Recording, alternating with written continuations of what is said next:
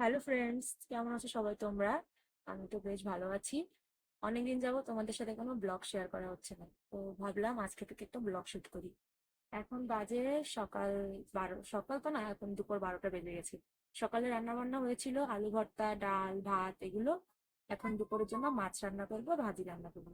এখন যাব মাছ রান্না করতে, মাছ এখনো ভিজাইনি, ভিজাবো। তো চলো এখন থেকে তোমাদের সাথে একটা ব্লগ শেয়ার। রান্না করতে যাওয়ার আগে ভাবলাম আলুর চিপসগুলো একটু রোদে দিই।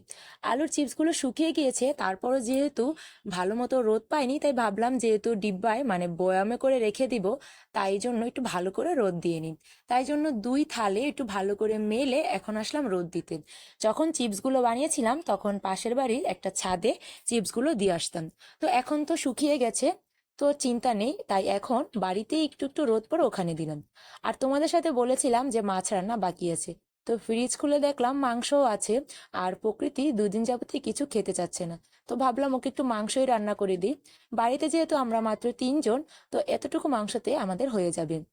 কারণ দেবর দুপুরে খেলেও রাতে তেমন মাংস খেতে চায় না, আর প্রকৃতির জন্য হচ্ছে স্পেশাল পিস, লেগ পিস মানে রানের পিস, ওটা হলে প্রকৃতির আর কিছু লাগে না। তো বেশি বেশি রান্না করে, বাসি না করে অল্প অল্প করে রান্না করি। তাই যখন প্রকৃতির বাবা এবার একটা বড় মুরগি এনেছিল, তখন মুরগিটাকে আমি 3 ভাগ করে রেখেছিলাম। 1 ভাগ রান্না করেছিলাম প্রকৃতির বাবা যখন ছিল তখন, আরেক ভাগ আজকে রান্না করছি, আরেকটা ছোট ভাগ আছে ওটা আরেকদিন রান্না করবো। দেখো আমি এদিকে মাংসটা কষিয়ে নিলাম, কষিয়ে এখন দিয়ে দিলাম ঝোলের জন্য জল। মাংসটা দিকে ফুটতে থাকুক আর আমি এদিকে রান্নাঘরটা একটু গুছিয়ে নিব। আর এদিকে যখন রান্না করছিলাম প্রকৃতি তো বারবার এসে বলছিল, মা তোমার কি রান্না হয়েছে? আমি একটু কষানো মাংস খেতাম। প্রকৃতির ইদানিং যাবৎ এই লোকটা খুব বেশি বেড়ে গেছে। যেমন যখনই রান্না করতে আসি, ও তো প্রায় পাগলই হয়ে যায়, মা তুমি কি মাংস রান্না করেছো? মাংস কি কষিয়েছো? আমাকে একটু ঝোল দাও না, আমি একটু টেস্ট করে দেখি। মাংস ওর বরাবরই পছন্দ, যখন থেকেই ও ভাত খাবার শিখেছে, তখন থেকে মাংস যখন থেকে শিখেছে তখন থেকেই মাংস ওর অনেক পছন্দ। তাই যখনই ও মাংস খেতে চায় ওর বাবা ওকে মাংস এনে দেয়। আর যখন ওর বাবা বাড়িতে না থাকে তখন বেশি করে এনে ফ্রিজে রেখে যায়। তো দেখো মাংস রান্না প্রায় হয়ে গেছে। আজকে যেহেতু অল্প একটু মাংস রান্না করেছি, তাই আজকে আলসেমি করে আর গরম মশলা বেটে দিইনি, একটু ধনে পাতা কেটে দিয়ে দিলাম। আর এদিকে টমেটো পেঁয়াজ কেটে রেখেছি, আমি এদিকে ডালেরও বাগার আনবো।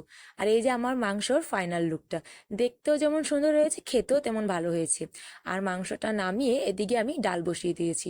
মাত্র ডাল সম্বার দিয়েছি, একটু পরে বলক আসলে তারপর ডালটাকে নামিয়ে বাসন কোসন ধুয়ে নেব। তারপর আছে আমার পূজা।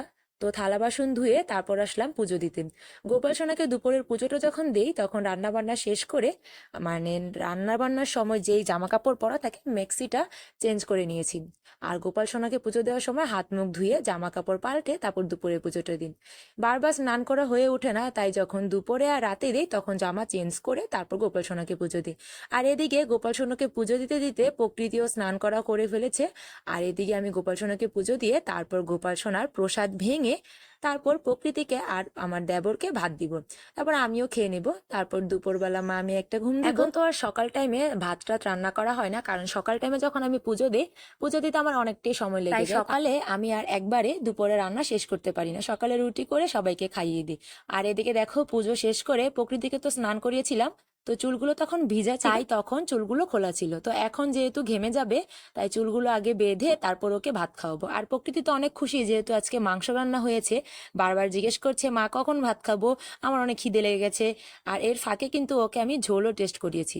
আর এদিকে দেখো প্রকৃতি এখন একা একা খেতে চায় হাতে, কিন্তু আমিই খেতে দিই না, কারণ হচ্ছে যখন আমার তাড়াহুড়ো থাকে তখন ওকে আমি খাইয়ে দিলে আমার মনে হয় ভালো হয়।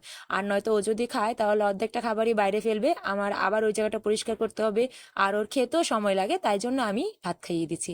ও বলেছিল মা দাও আমি একা একা ভাত খাই। আর এমনিতে যেদিন মাংস রান্না করি সেদিন যদি ওকে একা খেতে দিই খেয়ে নিবে। খাওয়াতে বসার আগে দেবরকে ভাত বেড়ে দিয়েছি ওই রুমে। আর এদিকে প্রচন্ড গরম, তাই জল খাচ্ছি। খাওয়া দাওয়া করে একটু ঘুমিয়েছিলাম, ঘুম থেকে উঠে টিউশন পড়ানোর পর এই যে দেখো বিকালবেলা আকাশটা প্রায় মেঘাচ্ছন্ন, প্রায় বলতে কি দুই একটা গাছ একটু একটু দুলছে। আর এখনই মনে হচ্ছে বাতাস ছাড়বে আর বৃষ্টি হবে। তো কি আর করার, বাইরে আমার জামা কাপড় ছিল ওগুলো আমি নিতে এসেছি, তাই ভাবলাম একটু ভিডিও করি। আর এদিকে বাইরে কিছু থালা বাসন আছে ওগুলো আমাকে ঘরে নিতে হবে। আর যেহেতু অনেকগুলো জামা কাপড় বাইরে মেলেছি, এগুলো এখন ঘরে না নিলে তাহলে দেখা গেছে বৃষ্টি পড়লেই ভিজে যাবে। আর যখন বাতাস হচ্ছিল, এই যে দেখো গাছগুলো কিভাবে লড়ছে। যখন বাতাস হচ্ছিল তখন দুই একটা বৃষ্টির ফোঁটাও পড়েছে। তাই আমি ঝটপট বাইরে বেরোলাম, আর এদিকে প্রকৃতি ঘরে বসে আছে। আর এদিকে কিন্তু যখন বাতাস ছেড়েছে সাথে সাথে কারেন্ট চলে গেছে। তারপর আনলাম চিপসগুলো এনে বয়ামে ভরে রাখবো। গত কয়দিনে মোট যতগুলো চিপস করেছি সবগুলো চিপস আজকে একসাথে আবার রোদে দিয়েছি, দিয়ে বয়ামটা ভরেছি। চিপসগুলো করার আগেই ভেবেছিলাম যে এই বয়ামটা পুরোটা ভরবো, তো পুরোটাই ভরেছে, তাই জন্য এখন আর চিপস দিচ্ছি না। তো এই চিপসগুলোই এখন বয়ামে ভরে ঘরে রেখে দেবো, যখন ইচ্ছা হবে ভেজে নিব। তো চিপসগুলো তো দেখতে ভালোই লাগছে, মনে হচ্ছে এখান থেকে ভাজলেই হয়তো বা বয়ামটা খালি হয়ে যাবে। এদিকে দেখো বিকালে আমি জামা কাপড় আনতে না আনতেই বৃষ্টি নেমে গেছে। তো এরকম গরমে এরকম একটু বৃষ্টি খারাপ না, মাঝে মাঝে বৃষ্টি হলে ভালোই লাগে, কিন্তু আবার একটানা বৃষ্টি কখনোই ভালো লাগে না।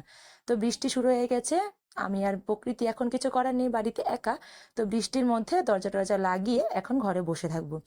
আর বৃষ্টির দিনে কেন জানি বৃষ্টির সময় কিছু না কিছু খেতে ইচ্ছা করে, মনে হয় কিছু না কিছু খাই।